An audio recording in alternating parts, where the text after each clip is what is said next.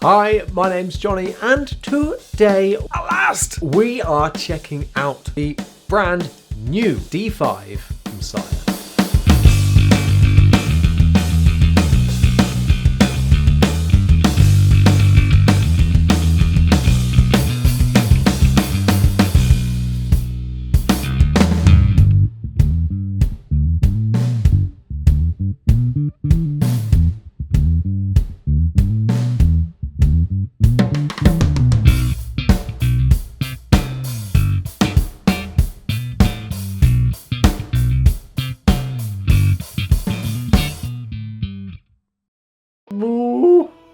So if you've been on this channel before, you know the story. Ordered these in February of 2021. It's now February of 2022 and these bases are finally here. Took a long time to get here, but we're over that now. It's fine. And I'm a happy boy so far. Really ominous setting of the video, or will I be? So the D5 is one of Sire's brand new all passive bases. If you know the brand Sire, they're well known for doing lots of complicated electronics and really crisp sounding preamps and all this, and batteries and knobs all over the place. I like the way they sound and the way they play, but I don't like the idea of too many knobs.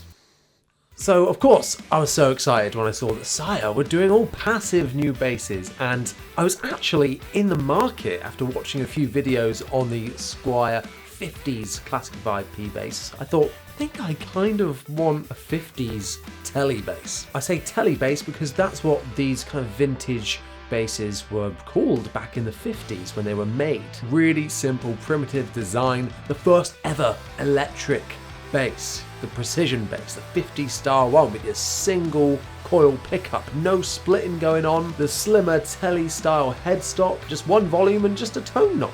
All you need, right? So the Sire D5 sets to replicate that vintage vibe, but also bring it up to speed with a modern day as well, with some really great features that I think make this bass stand out from all of the other 50s copies. Now, I know what you guys are going to be commenting down below, because when I released my P5 video, you guys were very, very vocal about the monstrosity that sits on top of this bass. The infamous Marcus Miller headstock is not one that people are often that fond of. And I was kind of the same opinion originally. I think the roasted maple, the darker look to these actually does help a little bit. Yeah, it's still not amazing. I mean, it's this bit up here, isn't it? Like, you know, I don't think this is the best design, but I'm not like totally turned off by it. But some people are like, I refuse to buy these guitars because of that headstock. However, you might be pleased to see on the D5, they actually changed the headstock a little bit to match its 50s protege. This right here is the Sire P5. Grab the D5, you can see it is slightly different, and I think it's better. Yeah, I think it really works. I wish that they'd just stick with this one because I think it looks great. So speaking of looking great, look at this bass. It's unreal. It just looks incredible. I've said it before about the P5. The dark roasted nature of these necks is it's so good, and yeah, I can't get over how much I just love the look and feel of them. The satin back to the neck, the glossy fingerboard, the rolled fretboard edges, really premium stuff, which really brings this bass up to speed. I don't normally like to go too spec heavy, but I know that you guys will be kind of interested in the comparison between these two basses. The necks are identical. They're both C-shaped, 42mm nuts, and a 9.5 radius. But they don't feel the same, I don't think.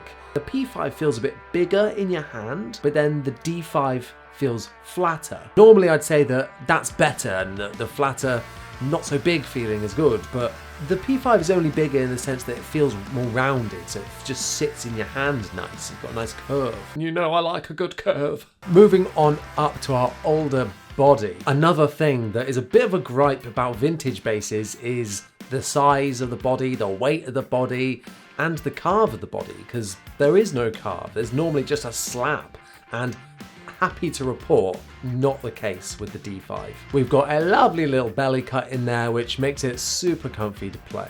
And it doesn't really weigh that much either. In fact, when putting both of these basses on the scales, they both weighed exactly 8.8 pounds. The colour of this one is the vintage white one. I originally ordered the butterscotch blonde. When they first announced them, they showed the butterscotch blonde and like the sunburst one. And then I saw the vintage white one. I was like, change my order, change it right now. I need this. And leading up to its release, I thought in some pictures it looked a little bit yellow and I was like, oh no, am I gonna like this? Best decision. It is so nice in person. So another feature, and something that I don't often talk about in great detail, is the bridge. Now this is another prime example of where they've got the vintage element right, but brought it up to modern standard. Some of you might know that on the original like 50s P basses, they only had 2 saddles and you just like move them side to side, so you couldn't really get that perfect intonation. On this one we've got 4 saddles, but they've kept them as brass saddles, which is just such a good feature to have on a bass that's under 400 pounds. But oh yeah, I forgot to mention, this bass is about 389 pounds. The brass saddles help to give you a bit more sustain, gives you a bit more punch as well. I feel like I haven't raved enough about the neck because this is one hell of a neck. So we've got our traditional non-split looking pickup.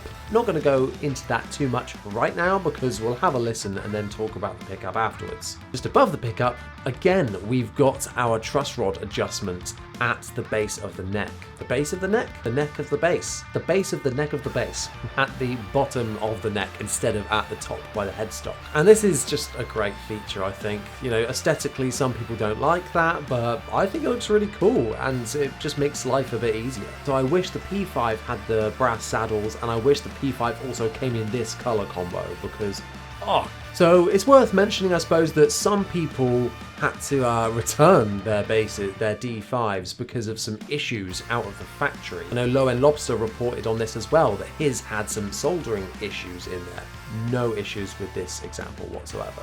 Okay, enough of my jibber jabber. Let's have a listen to what this thing can do. So now I'm going to be playing this bass through the Line 6 HX Stomp with the Ampeg SVT 4 Pro amp sim and the matching SVT 8x10 cap.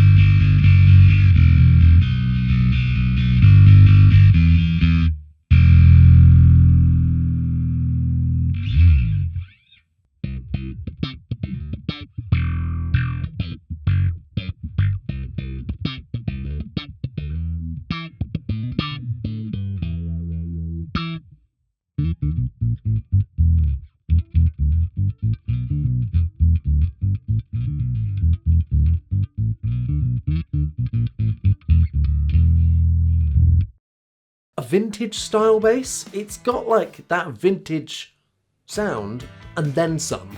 Side note, I think weirdly that this bass really suits having loads of distortion on it. What was that? I think this bass really suits having loads of distortion on it. I think it sounds great. I feel like it's way more diverse than a classic vintage telly style bass. And that all comes down to this pickup, I think, because it is hot. and sexy, trebly and in your face and aggressive and raw.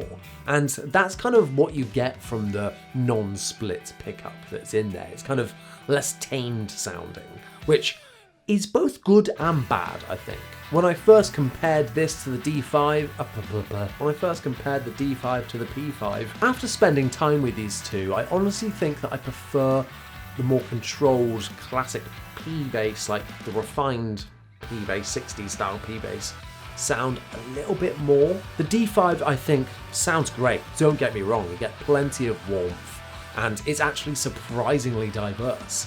I just don't think it's quite as good. However, that's just me, and I'm a guy that likes the tone rolled all the way up, playing hard with a pick, and sometimes the more gentle nature of the bass like the P5 is a bit better for that. I say gentle nature, that bass is still high output, but this one's that and turned up a little bit more.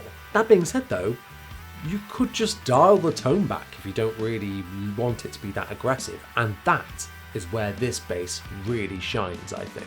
The raw nature of this pickup makes it so that when you're rolling the tone 50% help, even all the way off, you are getting plenty of clarity in the notes and it's not sounding too flubby or muffled. I kind of refer to it as putting a lovely soft blanket over this caged wild animal. I don't really think that that's a great metaphor because I don't want to be cruel to any animal. So with this pickup as well, I keep saying that it's non-split, and that's a lie. Because technically, though it's in a row and straight and not like a normal P bass, this kind of is a split pickup, but it's just happening under the hood. You start to get noise when you have a single coil, a bit like think of like a single coil bridge pickup on a jazz bass. It's quite noisy, and Sire have done a great job, I think, of keeping that vintage aesthetic feel and sound and then bring in modern features like this pickup because it is silent. Getting all the benefits of the vintage bass without any of the drawbacks, which is something that I think they've been very smart in addressing and doing so well for this price point. Under £400! You're probably thinking, well, I don't really want to go hard with a pick or do slap. I want to play fingerstyle and I want to play with some flats. And that is what we're going to do right now. Exactly the same settings on the Line 6 HX Stomp, but now, let me having a listen. Listen. Ow. But this time, we're going to be having a listen with these Tomastic Infeld flat wound strings.